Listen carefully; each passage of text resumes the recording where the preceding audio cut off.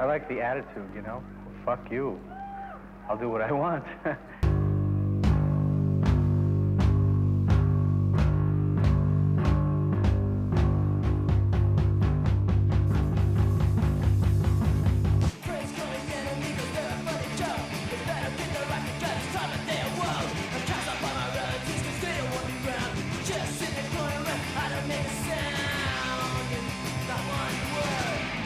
There's never a scene without a club. But if you grew up in Orange County in the late 70s, early 80s, the Cuckoo's Nest was Be touring around Europe, you know, for years and years after. You get a lot of questions. Probably the most important thing to happen in Orange County. Cuckoo's Nest. Tell me something about the Cuckoo's Nest. A lot of crazy shit went down there. People were just crazy into it. It was all about the Cuckoo's Nest and just all of the crazy, wild, zany times that took place down there. And the first gig that I played with Black Flag was August 21st, I believe, 1981. And the first show was at the Cuckoo's Nest in Huntington Beach. In the surroundings of, you know, suburban comfort and, you know, manicured lawns and these perfect houses and people in their corporate jobs, and the children of these people were just looking for some life. Authorities there make a point of depriving all the children who grow up in the suburban neighborhoods, which are massive. They were like upper middle class, successful families in Orange County, and we were kind of flying under that cloak, and no one really knew what we were doing. We kind of got away with murder, really. So some really good bands and some really good songwriters, you know, world class, even as teenagers, in those bands. The concentration of people. And it's any suburb's a pretty frustrating place to be. You can't have an effect on anything. You've heard through the years the Orange Curtain. You know, but Orange County was definitely that. You know, you're behind the Orange Curtain. I grew up in like the Huntington Beach area. I moved to Fountain Valley in 1970, and I grew up in Fountain Valley, Huntington Beach, Costa Mesa, Newport Beach area. My parents lived in Placentia. We were right on the border of Fullerton. I walked across the street and I was in Fullerton. When I think about it, yeah, we're all Orange County, you know, we came from fine homes, but yeah, why us? Why were we there? There was other places to go. I wasn't from the beach, I was from Anaheim area. For money, I sold flowers on street corners. We'd be picked up in a van and then dropped off in these very remote areas. People would pull over and, you know, I was robbed, I was beat up. Because that was how the world treated me, my response was very agitated and very adversarial. It came from living in a place like Anaheim for a long time. Being picked on, and maybe that was part of my detachment, and I learned to live with it, and it was just no big deal to me after that. You know, after school, it was just like shrug your shoulders and be tough and get on with it. Fuck the world. We're already aggressive, semi-violent, you know, kids with nothing much else to do. And then punk rock was a perfect vehicle. If you were adolescent and angry and malicious and didn't know why, and punk rock came along and you're like, oh yeah, that's what I am. I'm a punk rocker. If you're gonna be punk rock, it means you better learn to fight, because you're gonna have to. You're gonna have to fight in unorthodox places, like coming out of the 7-Eleven. Two guys are going to come out of their car and go, what's up? And it's on. Punk was just in your blood. It was just something that you didn't plan. You didn't apply to be a punker. It was like, you know, you just were that kind of person just because of your consciousness. There were things going on that were running parallel to music movements in the country, but that were, you know, in Orange County seemed very, very foreign. I don't think you could create those circumstances again. It was the beginning of the Reagan era, and a lot of young people, they're becoming politicized. We were from Orange County, and we didn't care. We didn't want to be bothered with, you know, politics or agitators or whatever they were. We just liked the music. And sure, we liked the Clash, and they had some social conscience, but we didn't really take that from them, because we took as much as we needed, and we were just having fun. And because there was even, you know, no hope or interest, we're never going to get signed to Sire or Warner Brothers or something. We don't care. We just want to play. We want to make noise. We want to be wild. To go down to Huntington Beach was a bit of culture shock. When you go through, you know, the Orange Curtain. When in Costa Mesa, do like Costa Masons would do. Burn it down. How did you end up a punk rocker? I didn't like being like everybody else. You didn't want to be a hippie? No. Different way out. Yeah. If everybody painted their face, then it wouldn't be anything different. Right. So, so it's like, I'm here to bum lives. I don't care. Me and my friend Carl, who lived on my same street, got into punk rock about 14, 15, 77, 78. We started listening to all that music. Dwayne Peters, he starts cutting guys' haircuts, giving guys haircuts in the bathroom at the skate parks. And like overnight, there was this transformation. I mean, all of a sudden we were skate punks. It was a fucking real individual thing. It didn't matter what you looked like, what your hair color was. It was you. That's what he decides to be. And we picked all of this up from, say, our brothers, our older brothers who were surfers, or some of us who were skaters. I heard about it at summer camp, and I when I got home, I asked my brother, "What's up with the punk rock thing?" I hear about it at summer camp. He goes, "Ask Steve Olson. He knows. He's already into it." You would have, I dyed my hair blonde or something. I met this woman from Hollywood, Miss Mercy, and she dyed my hair, and I was like pretty happening in the whole skateboard world, and that kind of flipped them out. Like, whoa, what's going on? And then all of a sudden, it was like, you know what? This is what's going on. You old hippies have to stay in the back now because you never knew what was going on in the first place. I think it's really neat because it's just people doing what they want to do. How come you didn't become a hippie like other people? I don't know. I started in 1974 playing bass. I was in basically a cover party band. Everyone else was saying to Aerosmith and Ted Nugent and stuff like that. I had a neighbor he was like an oddball, Through him, that's how I met Mike Palm and we started Agent Orange. I mean, we'd go to house parties and we'd just go to practice, our studios, and then just come back home late, hiding from our parents, sneak in, go back to sleep, go back to school. I think the first time I went to the Cuckoo's Nest was to see the crowd. In the beginning, it was house parties, something that's just basically unheard of nowadays. It's one real downfall of the youth of today is they'll never really experience that raging 150-person, 3-band, 5-kegger house party when your mom and dad was gone. To go see punk rock, in Orange County, if you grew up in Orange County, you could hear about a party. You might go see the crowd at a party, or you might see Vicious Circle at a party in the early days. There's this man that decides, for whatever ridiculous reason, to set up a club in the middle of Orange County for a bunch of kids that really didn't deserve one. It was helping try and launch a new sound, a new scene, a new attitude that by necessity had to blow a lot of the weak and square and boring 70s music and dumb blow-dried hair on both sexes and everything out the window. Jerry had opened up the club up the street called the Cuckoo's Nest, and it was still rolling along with your more mainstream rock bands at the time, top 40 dance bands, things like that. We'd ride up to the club and just pound Jerry for a gig, let us play, we'll bring people in. We didn't know what we were doing. It was just the blind leading the blind. It was just Jerry Roach calling, "You want to play the Cuckoo's Nest with the adolescents." It was just one of those things that one night showed up there and there was something going on and just kept on doing it.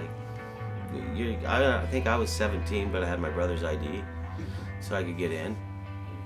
When Tony and I first met, it was the first time I went to the Cuckoo's Nest. It was the Go-Go's and Iggy Pop. I couldn't get in because it was 18 and over. And I mean, I know I got in a lot of times when I wasn't 18, but that night, that was what we were told. It was 18 and over. I was 16. It was my first experience with the fake ID, and it worked because what did they care? It wasn't that big a deal. It was a good venue to shoot pictures in because it had a tall stage. I mean, a lot of punk shows had a 1-foot stage or something like that, so the crowd was just mixed with the band, but that stage was tall enough to isolate the people and be able to do photographs there. It was a party. It was moving 100 miles an hour. There was no road map. There was no list of things to do today. Cuckoo's Nest was one of those places that helped ignite the Southern Californian punk rock scene, which in turn helped ignite punk rock music and independent music all over America, because it was a very sexy scene. Punk rock just sort of happened to the Cuckoo's Nest. It wasn't planned. It was just a set of circumstances where business was off. These kids were bugging me for a gig. I thought, what the hell, give it a try. And all of a sudden, all hell broke loose.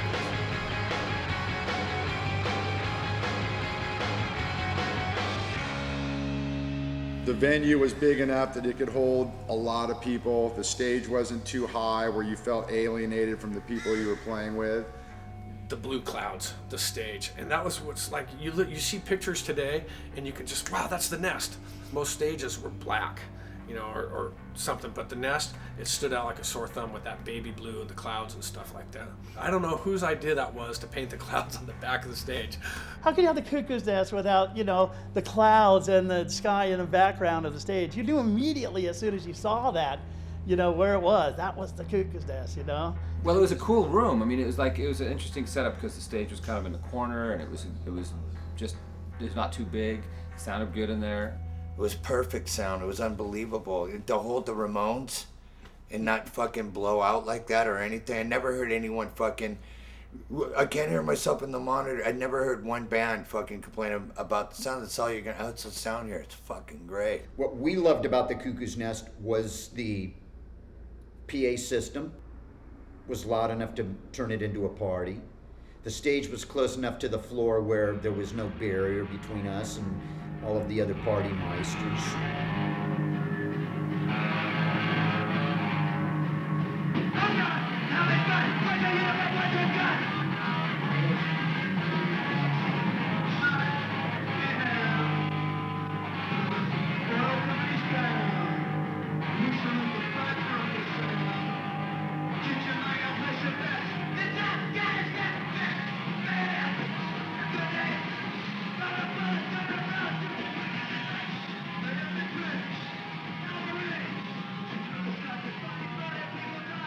Elvis changed everything, and then the Beatles changed everything.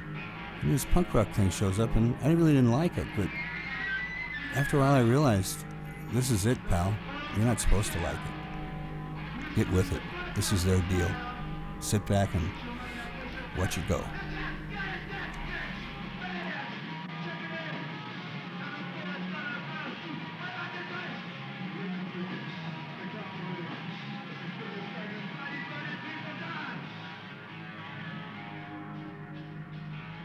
My first time there, I believe the Stains opened, maybe in the first or second time I played there, which is an East LA, all Hispanic punk rock band, and the music was amazing.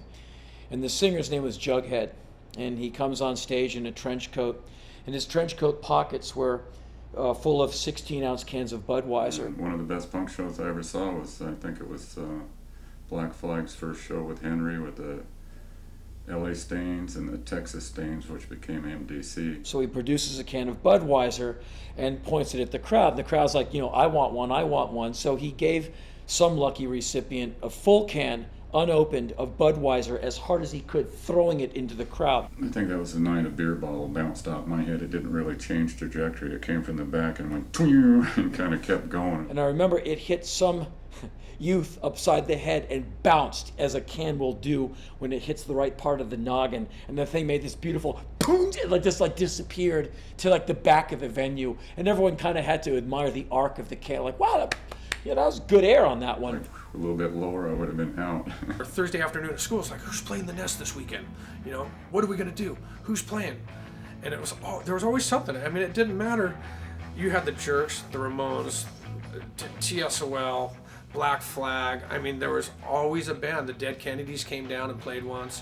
You could see Iggy Pop there, you could see the Ramones, you could see 999. They brought in so many great imported bands from all over the States and all over the world that fucking kicked ass, and it showed, it was like right there. Here's flavor. You want flavor?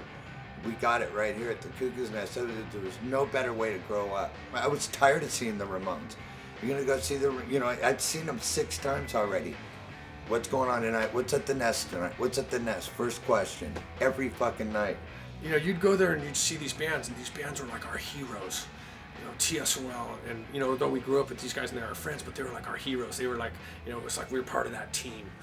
TSOL was like probably the most memorable band for us, and Social Distortion, because they were more like the Clash, and TSOL was just like kind of damnedy, but way cooler. And it was the troublemaker. I liked the shocking people. I liked fucking with people, and that's what turned me on.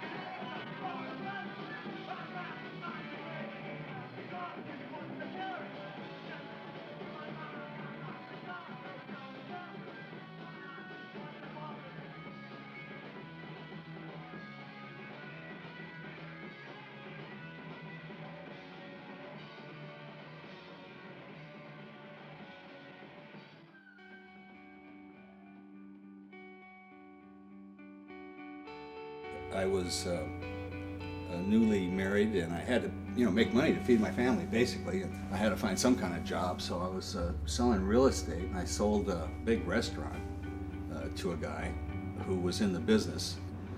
So he heard that I had a bar when I was younger, and he asked me if I'd like to have a bar for my commission rather than the commission. So I quit being a realtor, and I became a bar owner. The very first opened, it was meant to be one of those meat markets, boy meets girl, put a band on that plays all the hits, people dance, but there was another bar called Jaws, and the hot movie was Cuckoo's Nest, so just name it after a movie for no particular reason. And to me it was as good as another, it didn't matter.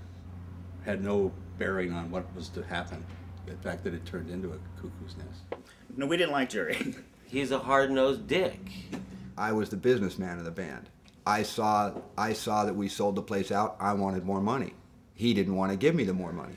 For a 16-year-old who saw a lot of money coming in, and we felt like we should be paid, a decent amount of money.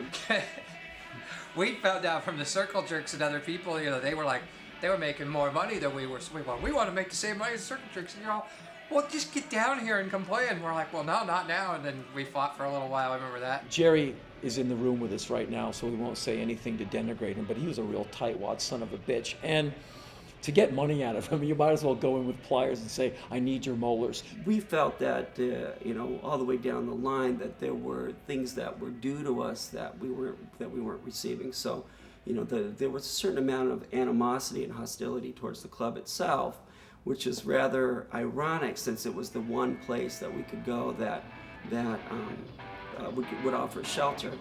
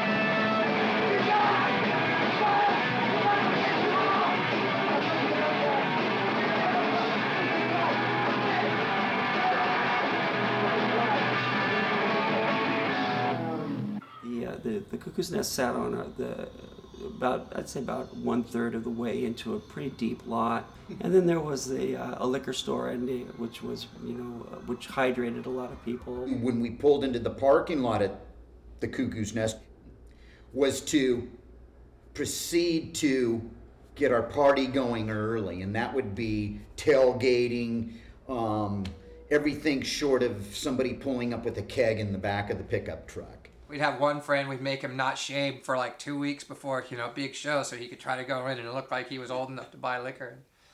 And there was a laundromat right there too. I think we used to go. We'd hang out in this laundromat and just drink beers and hide the beers inside the dryer. And anybody come in, we'd shut the dryer, and there's punks everywhere. And sometimes the party would just stick around in the parking lot. Sometimes it wasn't about going inside, it was just about going into the parking lot and causing some trouble, or watching the trouble unfold. The Cuckoo's Nest parking lot. Shit, I lost my virginity there. Oh yeah? Didn't even know the girl's name. We were the guys that got to the club first. We were 16. We got somebody to buy a Foster's for us, and then we were snorting Black Beauties. We used to tell our parents, we're not hippies, we don't do drugs, but, we'd be doing speed and drinking all the time, and... I was offered drugs every single time I was in there as a compliment. I like you, do some speed. Like, no, or do some more speed, because people thought I was on speed when I was just on, being hyperactive. Eddie Subtitle used to give us Black Beauties. Remember those little pills? They were in black capsules, and we used to sell them to everybody. You just walk over the hoods of cars and see who's in wearing the regulars you knew, and then there was always new people there. In the back apartments, you'd jump in the cars, jump from car to car, hit Sherry Hatfield, these chicks over here, these guys over there. Oh, it's some locker room. Want some Coke on the next car? Yeah, so-and-so's got a joint going right there. Everyone's going to end up at, it's real 50s meets the 70s. You got to remember, Socrates said that the world was going to hell, or the younger generation was going to hell, and they weren't worth a damn, and he didn't have much hope for the future because the kids weren't worth a shit. And essentially, that's what they're saying today. There was a lot of drinking, a lot of just fights. There was a lot of crazy times. I remember we'd eaten some Quaaludes, and there was a bouncer, and we were just like kids, and he was like some muscle-bound dude, whatever, doing his gig. But he was like, "It's over, it's closed, get the fuck out of here." And my brother was like, well, "What are you gonna do, kick our ass? Because we're not leaving? We're leaving, we're walking away." And he's like, gets in some karate sense, and my brother kicked him in the nuts, right? And the dude went down, and then we dogpiled him.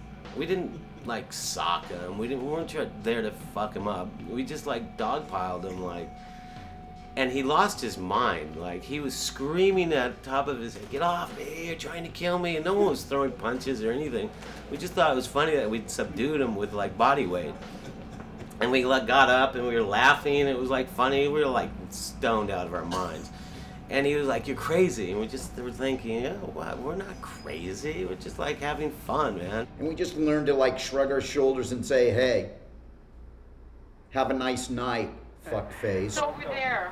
Hey, over here. Oh, Father, you're okay. going home? Yeah, good luck.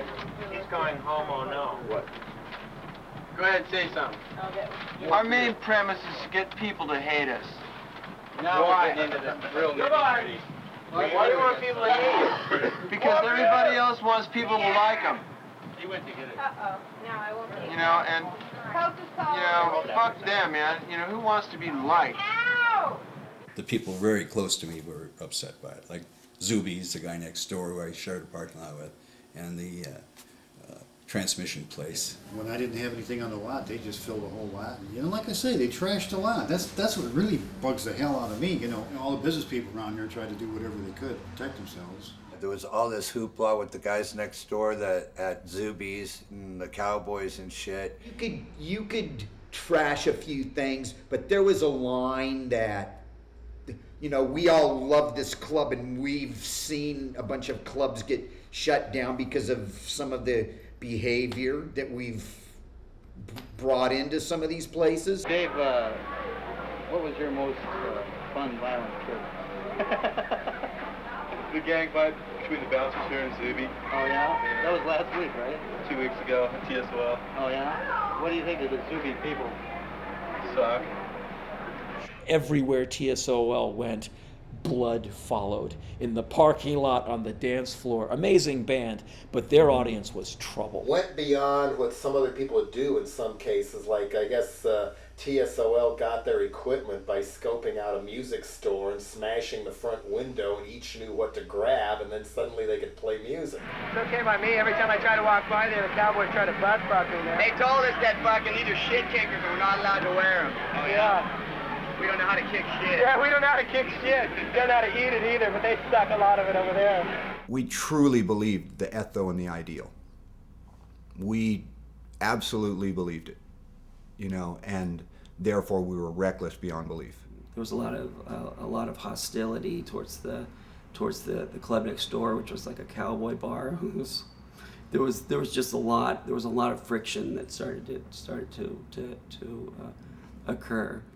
You know, you're devos, and oh, why you look like that, and you're un-American, you commie faggot, you're probably shooting heroin and selling child pornography on video. A new enemy reared their ugly head, and it was the cowboy redneck.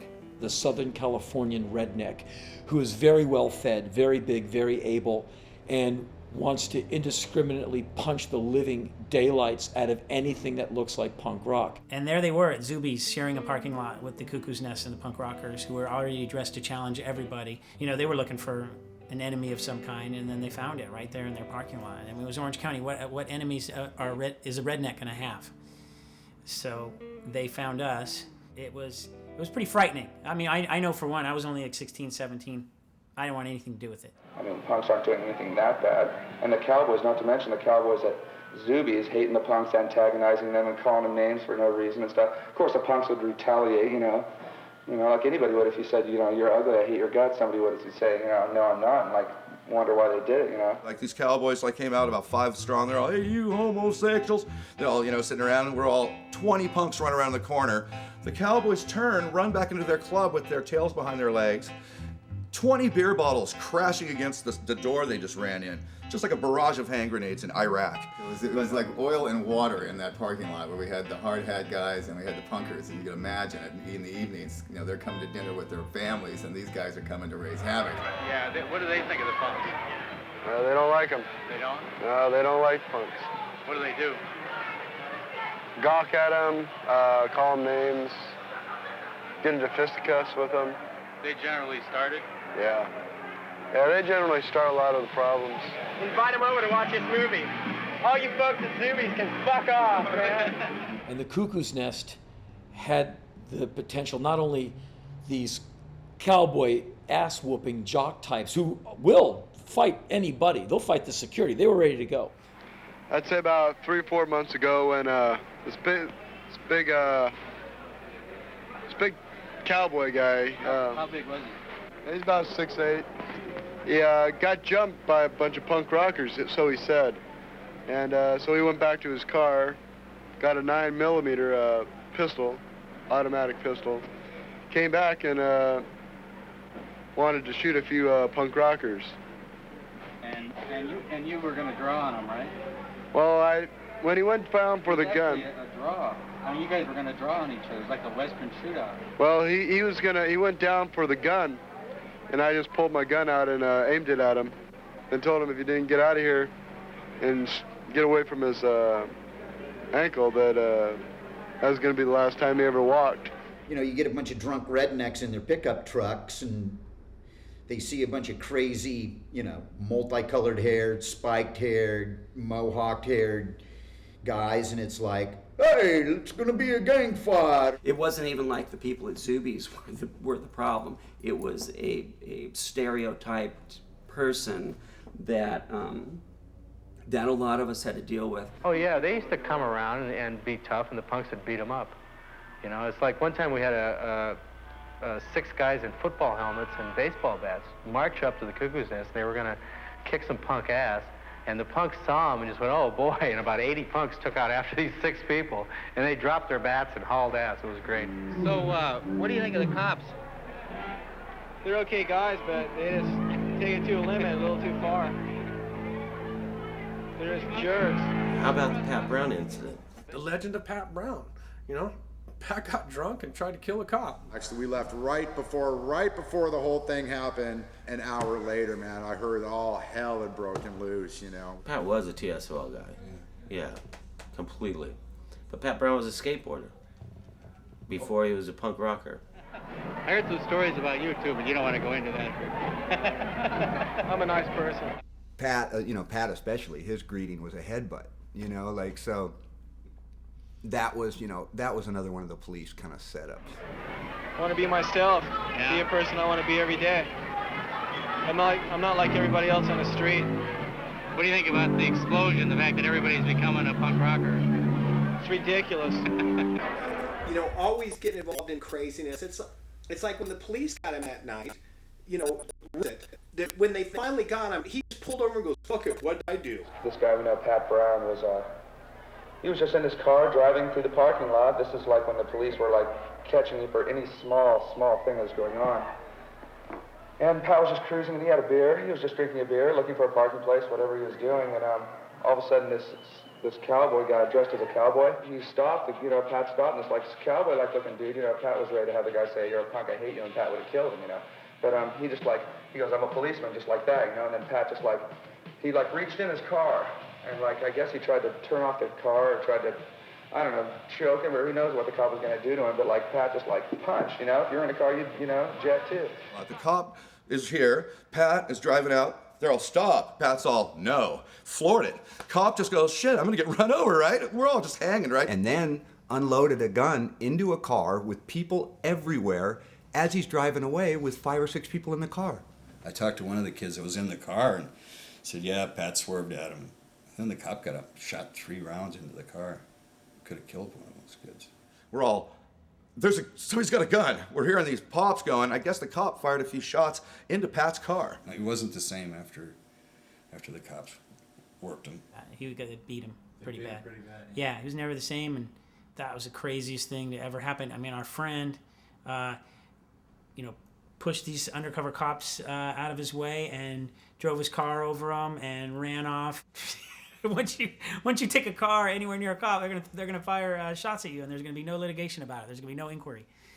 Yeah, I think we all knew that. I think Pat, hey, they're firing shots at me. He wasn't sitting around going, "This is outrageous. There's gonna be litigation to be. This is a violation of my civil rights." Pat was a very unique person, and God rest his soul. Rest in peace, Pat. Pat Brown he fell off his bicycle, hit his head on a rock, died. Pat, wherever you are, punk rock heaven. I mean, they shouldn't start fights and stuff, just having a fun time. Why go to clubs and have fights for no reason? Beating one guy because he has longer hair or something. It's like Jack at TSOL, he has long hair. He doesn't start fights with anybody. He's a hippie, and down in his heart he is. It's like Ron and Todd. Todd loves Judas Priest. He's a hippie. I know, he told me he was going to go see him. I couldn't believe it. He's going to see Rush, too. Look at his band. TSOL is a rock and roll band. They're not no punks. They're out to make money. They don't even like punk rock. There's no such thing as punk. Pat Brown, driving into the ground. Pat Brown, tried to run the cops down. Pat Brown, running into the ground. Patrick, Edward Brown, tried to run the cops down. Patrick, Edward Brown, tried to run the motherfucking cops into the ground. Well, Pat Brown. If you didn't dance when the Ramones were playing, we'd jump you. It was just like, this is the fucking, these are the rules. You gotta dance the whole time. The Nets more were like that. It wasn't violent to us. Like inside, if you're just with your friends screwing around, you got a bunch of cocktails and everybody drinking and going nuts, then you just have a fight. It's just, let's have a fight. It was fun. Jump around, get sweaty, scream and yell, guzzle a few drinks, go back out. You're going up and down, then you kind of bounce sideways and run into the person next to you, and that's still cozy and fun. And then some people decided to skip the up.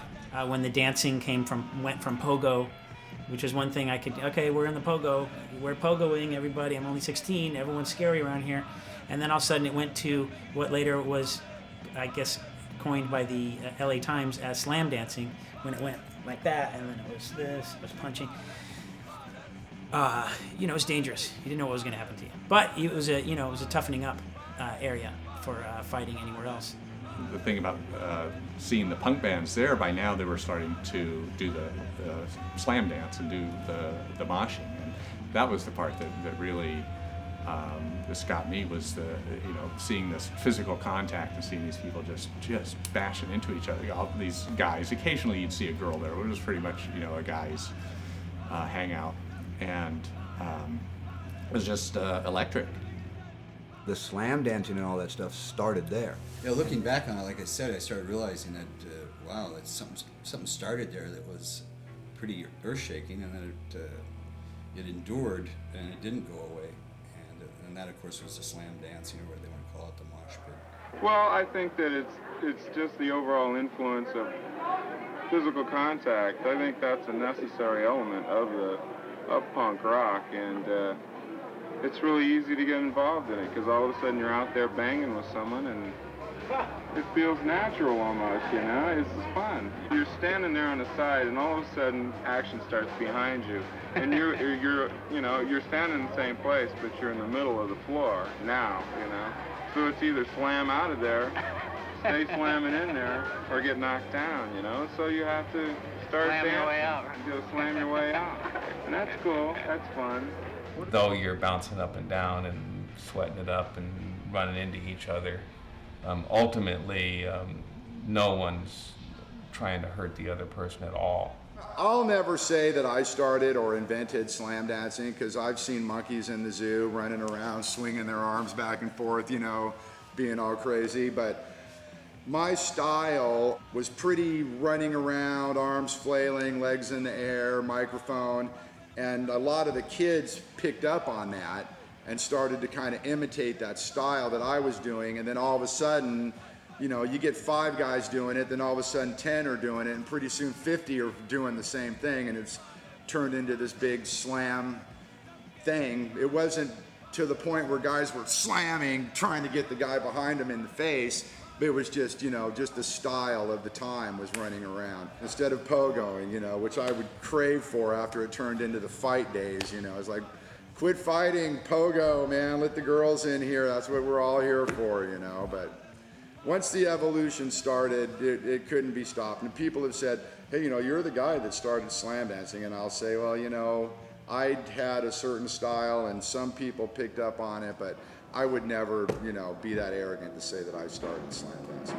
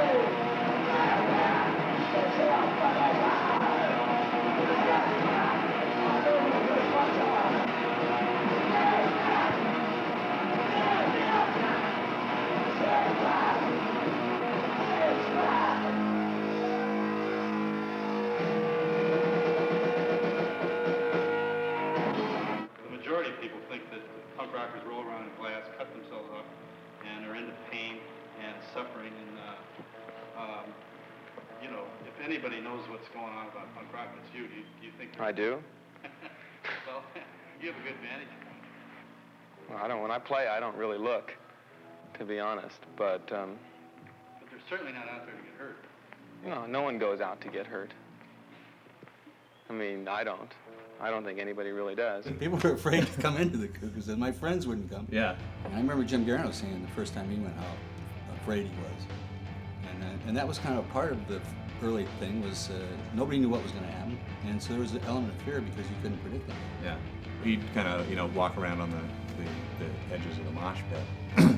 And he'd kind of take me along with him and go, see, they're not indiscriminately, pulling people in or beating people up. It's just the people that are within that circle, they're all part of this little club. And like fake violence. Yeah. Fake violence. It was really an athletic kind of release, really. I mean, it was like football off the field. Well, you don't break bones or anything. You get bruises and swollen parts of your body. That's nothing really that big. It's like a chaotic, really drunk high school dance, You remember, you know what it was like. And sometimes I remember you'd like just walk into the crowd and go, watch this, and just, walk through the crowd and nothing would happen. The violence hadn't started yet. The whole Black Flag uprising and the beat the hippies up and all that hadn't come into play yet. You never knew what was going to happen. It started off a lot of fun, and as Jerry knows, progressively, as more of the people that turned from football to punk rock and from wrestling got into punk rock and this and that, some bad elements started to come into it. It got labeled hardcore. It was a little more extreme, a little more intense, and eventually it got faster in tempo than punk had been. And but there was starting to be so much stupid violence coming in. People jump stage diving just so they could punch somebody in the back of the head, white power shirts showing up and stuff like that. But then these guys that come in trying to attack these kids, and they just get living shit beaten out of them for it. Oh my God. Right. But I think the first thing said to me in this boiling mass of white youth who was glaring up at me, I think some young man with no hair on his head looked up at me and said, "You better be good, you fucking faggot," which is something that, gets the blood going and makes you really want to excel. So the fear of failure, which would probably mean being dragged off stage and beaten, I sang my ass off. It was a period of time when a lot of the football jocks from high school that shaved their heads would come in, and they thought punk was just about violence and beating people. And that's when the scene started kind of turning towards the negative. It was still fun to play on stage, but when you look down into the pit, it got very frustrating just to see guys just pounding the living crap out of each other when they're supposed to be there to have a good time and have some fun with some bands that they like. I was always relieved at the end of every show that no one was seriously hurt, or no one got, although it looked like holy hell. Yeah, after each song, no clapping. Just, all right, what else you got? We have to beat the crap out of each other, and you're the soundtrack, and you're lucky. I guess the acknowledgement that you're good is we're not going to turn on you on the stage. We're gonna keep beating the crap out of each other, and you just keep playing. The Nest had everyone from all over coming in. I mean, and it seems like when the Orange County kids and the South Bay kids and all the kids got involved with punk rock, it got a little more violent, and it got a lot more intense and hectic. And I remember this one particular night when Black Flag was playing at the Cuckoo's Nest, and I had walked down to the liquor store to get something, and when I returned, I came out of the liquor store, and there's a man laying in the driveway, and he had a hole in his head and blood coming out of both of his ears. And I picked him, kind of cradled him, put my leather jacket over him. Didn't really know what happened. And, the paramedics, police, there was tons of cops. And what had happened is this older man was at the laundromat down from the Cuckoo's Nest, and he was intoxicated, and he pushed a girl. She had told somebody, and then like 17 skinheads came down and jumped the guy and beat him in the head with a 12-pack and just beat the guy. And I heard he later died that night. But that was about the turn for me when I kind of got out of the scene because I was tired of all the violence. At one point, the singer guy, whose name I don't know, he picked up and either swung the mic stand or threw the mic stand, and the base of the mic stand hit a girl squarely in the head. She didn't see it coming. She had no need to be hit by a mic stand, and it hit her solidly in the head. it's like someone pulled a string out of her. Her body hit the ground, and she went into these spasmodic convulsions, and everyone kind of stopped. It was such an awful sight that you got nauseous looking at it. Like, is she gonna die? I started walking down the street and people would threaten me. And I had face-offs and fights and things like that in the street. And because people realized what it was connected with. And it was getting big enough to be a threat. Before it was a threat, someone could laugh it off. When it became something that looked like it was an actual replacement for what other people were doing, that what other people were doing was lamer and that it was basically tired and old, then those people respond in like with, it's like they put a culture tariff on it. They try to get rid of it. You know, they go, okay, this is, you know, well, I can't assimilate into this, so let's stop it.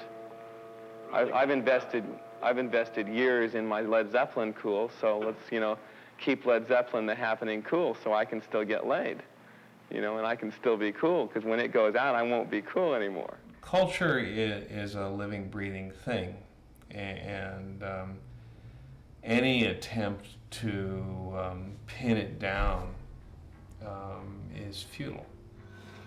The police didn't really know what we were doing there. They didn't understand they didn't understand that they had a youth movement going on that was really a lot. That was something that they didn't recognize.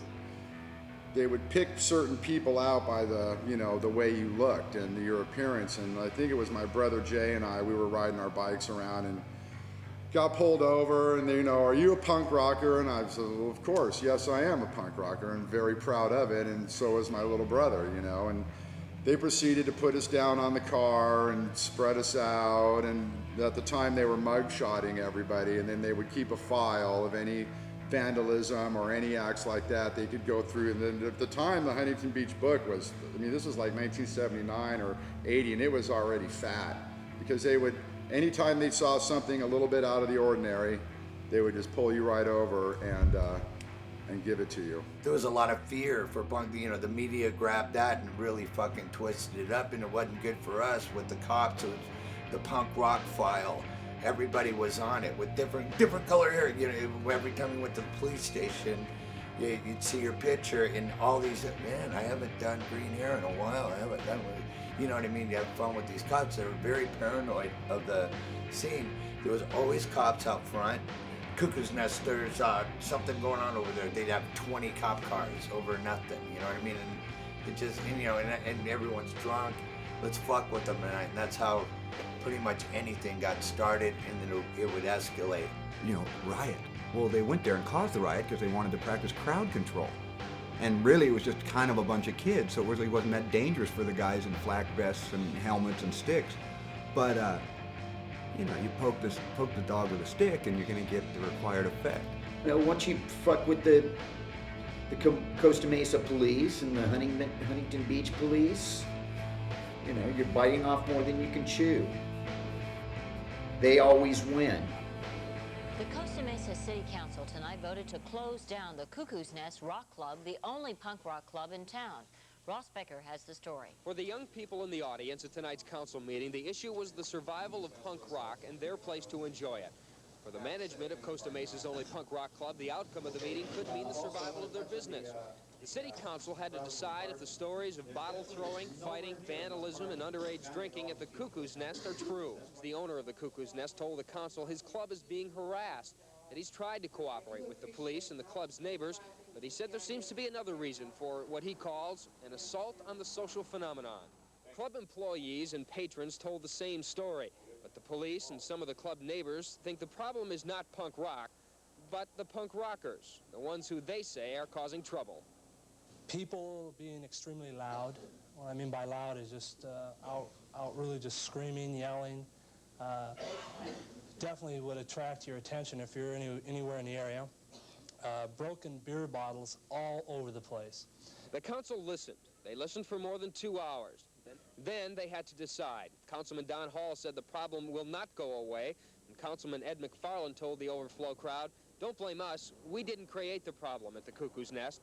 The young people left before the vote. It was obvious they lost. Cuckoo's Nest is closed for tonight. It was a 4-0 vote of the city council, but the manager says it won't be for long. He's taking the case to the Superior Court here in Orange County. He says it's a constitutional issue, and the city council should not be allowed to ban punk rock. They tried to get rid of me. Actually, that's why I sort of turned radical. I spent most of my time trying to placate them and make them happy and keep it under control. But once they tried to get rid of me, then I kind of let it go wild. And I really just wanted to shove punk rock right up their ass. I reopened May 1st, May Day, with Black Flag. May 2nd, TSOL, with Agent Orange and the Adolescents. And in other words, I reopened and I was completely over triple capacity the very first night I reopened. Basically, I knew once the city wants you, they're going to get you, so I decided to go down swinging, you know. So the cops, not only, they wanted that venue gone. They saw Jerry and his venue as a big problem. It was something that was potentially out of their control. And the cops sought to control Jerry and the club and this music, this youth movement that was so powerful. I mean, you do enough crazy things and you bring enough exposure to yourself, you're going to end up paying the price. The writing 1,000 tickets in 3 nights, when they go to the board meeting, that looks real good. Like, the board members are like, oh my God, it's a crime wave, we must shut it down. But the dancing, I think, was the final thing, which might have been as simple as tapping your foot, because he didn't have a permit. It was just like, new rules, you can't, you need a dance license and we're not going to give it to you. So I basically, eventually, they started arresting so many people that people quit coming anyway. But to call it violence, where somebody's getting killed or something, is pretty ludicrous. I mean, it stems from somebody on the outside trying to sensationalize it or trying to simplify it. Jerry got closed down for the dancing was, I think, the final Achilles heel. That's the way they found it. We'll get him this way. The officialdom wants things to stay the same. They want things to run smoothly. They don't want these hiccups of unexpected, unpredictable behavior. And pretty much, as long as you've got teenagers on the planet, you're going to have that in some form or another. It's like illegal or something, or it was illegal, and you felt like it was illegal when you were doing it. That's what really got me. I would have probably fought longer if I still had the people, but because of the mass arrest, it became really more than a game to go there. Now it was you could go to jail, and it's well documented that they arrested hundreds, big sweeping. They arrested me in one of their sweeps. They arrested a lot of people for jaywalking. One guy got it for not cramping his wheels against the curb. One guy got it for not wearing eyeglasses. Well, because his license said he needed to wear eyeglasses. Eventually, the word was out. If you go to the Cuckoo's Nest, you might get arrested before you get inside the building. I mean, they were ready to literally take on the entire audience. They had 25 cars there, and they were all lined up outside, in full force, and they had the 2 cops in 2 formations outside so that they could come into the parking lot without being outflanked, right? And put a pincher on the audience that was, as they would come out of the club, right? And the people who were still in the parking lot. And they were ready to do that. They were ready to close the thing down and basically, physically take on the entire audience. Yeah, back then there wouldn't be like a punk rock benefit to save the Cuckoo's Nest. That would have been weird. We would have thought, what's Jerry? He owes me $50 or something like that. I don't think anyone would. But today, if it was a club shut down today for 5 seconds, there's a benefit. It was fun. I mean, those days were fantastic. I don't think they'll ever happen again, not for me. Aren't they happening right now at any other clubs? Well, there's I don't know, maybe this will be the first time in history that the authorities and the powers that be will, stamp out a fad by repression. But I think it just makes it stronger. It was so damned exciting, but it was a monster. It was overwhelming in so many ways. In a sense, I was relieved when it was over.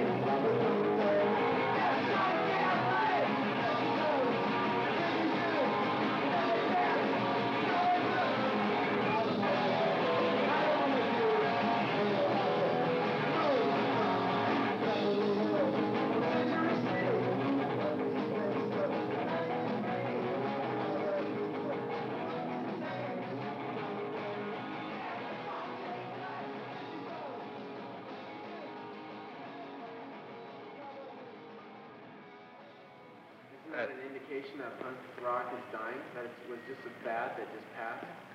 I don't see how anything so heavy could just die out that quick.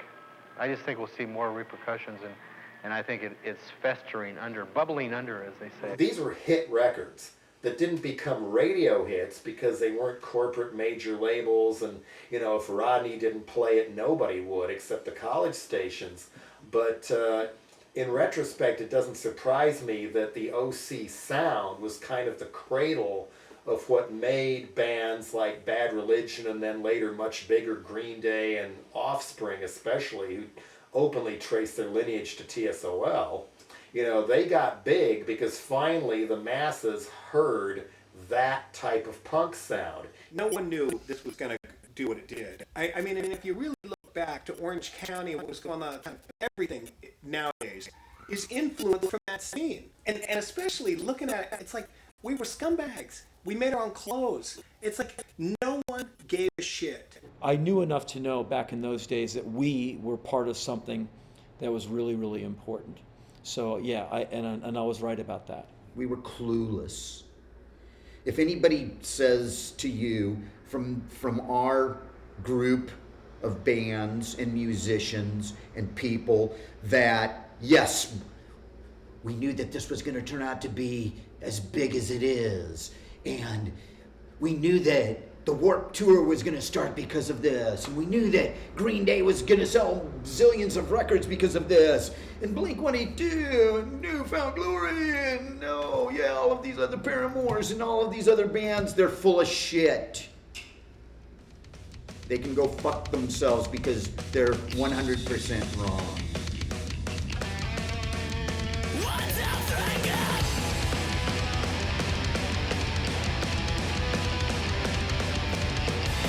Every teenager goes through that period where they just want to say fuck everything, and and punk's pretty much like, there it is. It's so real and angry, and I think the fact that I could relate to it. You believe in it, you know what I mean? It speaks to you, it grabs you, and it's just, it's true. Second generation hippies now, they're second generation punks. It's like they could be into a lot worse stuff, so I can't blame them, but it's kind of funny. The kids are now 12 years old with my band Black Flag shirts on, asking me what life's all about. And I don't really know either, but I have a great time trying to pretend I do. We were 12, 13, listening to Black Flag and the Germs and all those TSOL, all that kind of stuff. TSOL, Black Flag, Circle Jerks. A lot of people are claiming punk rock, and I don't care. I mean, people could say they're punk or whatever, but all I know is, for me and for us, if we play a show at the Vault, well, we're gonna have EI play. And then we're gonna have the Diffs play. Old punk rock, dude, groundbreaking shit. I feel indebted to them. It's same struggles, same pissed off about what's going on. I mean, people now call it, old school punk, old school hardcore.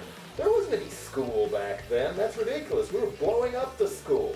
I'm very proud of the role Dead Kennedys played in burning down the Hotel California. We're the Vietnam vets.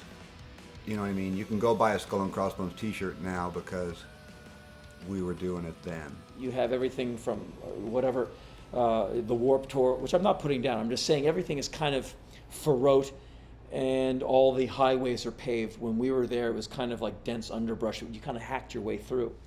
The legacy, as far as I'm concerned, is not really that big of a deal. I'm just always amused, I guess. I just smile when I see somebody, walking down the street with a mohawk. I mean, it really was a statement at the time, and it really did cause these people a lot of, personal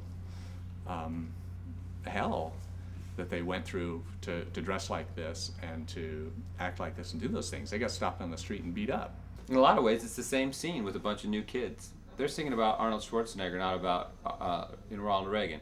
And so it works for me, I mean, it sounds like punk rock. It smells like punk rock. I think it is punk rock. When you went to a show, it was electric and alive, and you didn't really know what was going on. Although, I wonder sometimes now, if the young kids at some of the shows don't still feel that.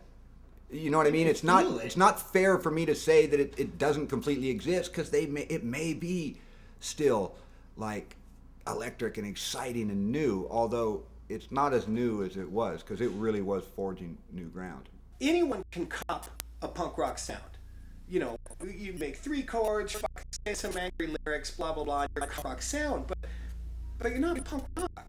It's not the same attitude. It's not the same thing. So now you see these guys, and they all look alike, and they dress alike, and they have tattoos, and they wear the outfits and whatever. But it's just, they're middle of the road, man. It's straight up fucking middle of the road. It's not out there. It's not. I don't know. It's just something I really struggle with, man. Fucking playing your music, doing your own thing. Some kind of an act. Fucking not giving a fuck if anybody else likes it, not giving a fuck if anyone cares. Then you could be a punk if you want to be a punk. I was intertwined with the Cuckoo's Nest. There wasn't much difference between Jerry Roach and the Cuckoo's Nest, so it was always personal. And Jerry always had this really kind of lighthearted approach to the whole thing. It's like these were kind of, you know, people that he really enjoyed watching, and just the whole scene was intriguing. I don't think Jerry had to fight it as long as he did. I think he did it because it became personal, which made him one of us and not one of them. So I think, you know, although we were adversaries when they were kids, when they grew up, they realized that I was really okay. If we were out in the parking lot, there was a problem, Jerry would come out and walk us in, open the door and say, "Get inside. I don't want to see you guys get arrested," which was, you know, very parental of him. In retrospect, I think that he was absolutely bonkers and mad for doing it. The overhead, the risks, the damage to one's psyche, it couldn't have been an enjoyable time to have, you know, 30 guys like me just, you know, angry and bitter and you know, and tearing into this man. But it was what was going on, and he took it all, you know, he took it all with stride. Jerry got a bad rap, and there's a lot of people that talked a lot of shit about him over the years from the bands because they thought they got ripped off. But, you know, I think then you might think that, but then you got to think about all the bills, you know, the lawyer fees that he probably had to pay for all the legal troubles he was going through. And, you know, there wasn't, how much money can you make when you're playing a show that costs $3 to get in? And, you know, okay, so 400 people show up, there's $1,200, how much money do you want, you know? The guy's got to pay his rent. And we didn't behave very well back then, you know, so I got to give him credit for even putting up with our shit, you know. We're always sneaking people in, we're always fighting with the security, we're always, you know, doing something. He was dealing with just all these menaces, and my band might have been one of them. Some of the shows were so sketchy and so stressful just for somebody to put on that I noticed a pattern, even all over the country, of how many underground punk promoters, especially the ones who were a little older than everybody else, were clinically insane. And to his credit, as I remember, Jerry Roach was always very fair to Black Flag. As I remember him as a guy who actually paid us. And in those days, it wasn't always the case. I respected Jerry as a business owner, and I didn't want to mess with him. You know, we were 16-year-old punks full of angst, and they're authority figures, but without Jerry, I mean, the whole Orange County scene wouldn't have been what it was. Yeah, Jerry helped us out a lot, you know. When in the early days, when the Daily Pilot and the Register and the LA Times were doing interviews about, you know, what was going on and if there was bad seeds or good seeds, I mean, Jerry always stood up for us. The gravity of what Jerry Roach did is unmeasurable to change rock and roll history, because he pretty much started a movement and helped a movement evolve out of Orange County, not to mention challenging the police department, challenging social ethics, morals, everything involved. I don't know what would have happened if there wasn't the Cuckoo's Nest. I don't think there would have been anywhere else, really. No one seemed open-minded enough to open it up. No. You know what I mean? I'm not here to suck the ass of Roach, but like you did, like give everybody, no, you know what I mean? Like now that you're a little older and you have a little bit of fucking clue. Roach was like the dude who let us come to his place and have a good time. I don't know. I know I had a lot of great times at the Cuckoo's Nest. Jerry introduced me to my wife, who I've been married to for 20 years in November. How about that? That's a good memory for Jerry Roach. Jerry, he's a good one. The hippies, I don't think really believed in love that much, and I don't think the punks believe in hate that much. It's just something, I think it's shock value, and it's something like saying, hey, look at us, you know, look at me, I'm different, I'm something new, and what are you going to do about it? But this is what people went through to try and carve out a place to play this music that the establishment, as it was called then, was against, and the music establishment was against as well. Punk rock, just a bunch of Neanderthals or something. And so much history is painted of the violence and the slam dancing and people getting hurt and people warming on glass and all that stuff. A lot of that stuff did happen, but there was guys and bands writing songs that still hold up today. And we were all from this little chunk of this corner, and just if Fullerton alone had Agent Orange, The Adolescents, and Social Distortion. Who would have thought that 30 years later, people are still talking about this little nightclub, The Nest, in Costa Mesa, California? And it is. It's legendary. It was a pretty magical time, that little stretch of a few years in the late 70s, early 80s, where there was a lot of great bands. It was about the only venue that a lot of these bands could play, and so it was a hub, I miss the Cuckoo's Nest. It'd be nice if they had a place like that now for the kids, but then the kids would probably want to book Britney Spears or something. I just know that we're always doing something we couldn't, but without that place, we wouldn't have really had anything to do. It was a great place to go, and anybody that didn't get to experience a club like that in punk rock, I know there has been other little bastions, so to speak, but that was a golden time, and it was a great club. Youth at its finest, and looking back, and at the time it was so fucking adrenaline exciting, and just a new movement, and everybody felt like you could be a loser. We were just skateboarders, and you just felt like you belonged. You had a place to go, and the old ways were done. Okay, this is why we get beat down all day, is for things like this, and people came from all over. I don't know all, because I was so young, all the inside politics, and I'm glad I didn't know, because I know music inside and out. It's a dirty business, but I fucking know that it was clean for me. Punk rock is a lifestyle. Punk rock is a way to be, it's a very beautiful thing. I think it's helping to save the world, personally. When people really think full circle and just read between the lines, the truth comes out that the Cuckoo's Nest is one of the purest, most awesome places that has ever existed anywhere on earth. That's why I joined the Vandals. To me, this is what my kind of punk rock was all about. Man, we were having a blast, and there was all kinds of stuff going on. There was some danger, and the cops were there, and the cowboys were there, and we were going to sing about it, and we were going to tell the world about it. To be a participant in it was really, really exciting, and I know to be a club owner running a club, and for the bartender, for everybody that was there watching this storm going on. It must have been a very intriguing, because there was nothing like it going on anywhere. You're leaving the town, and don't look back, man. You turn to stone. Let me ask you something. Was it fun? Oh my God. That was about the most fun job I've ever had in my life. Well, it's just exciting, it was like nothing else. I'm glad that I got to be part of it. And so I'm glad I survived it. I'm glad I had a chance to play there. And I'm glad it was my first time being on stage with Black Flag, because I came out of that 2 sets later figuring if I can survive this, man, I can survive anything. Now that I look back on it, it was really a cool scene that went down, and totally stoked to be a part of it. Jerry opened his doors and let us play there. The Cuckoo's Nest was an amazing spot. The Cuckoo's Nest is embedded in one of my honeycombs forever. It was a long, hard road. It burned hot and fast.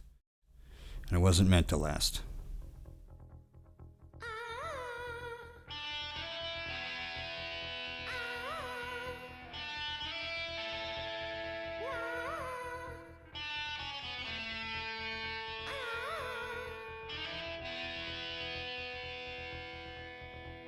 I want to be a cowboy. I'm going to be a cowboy. I'm born to be a cowboy.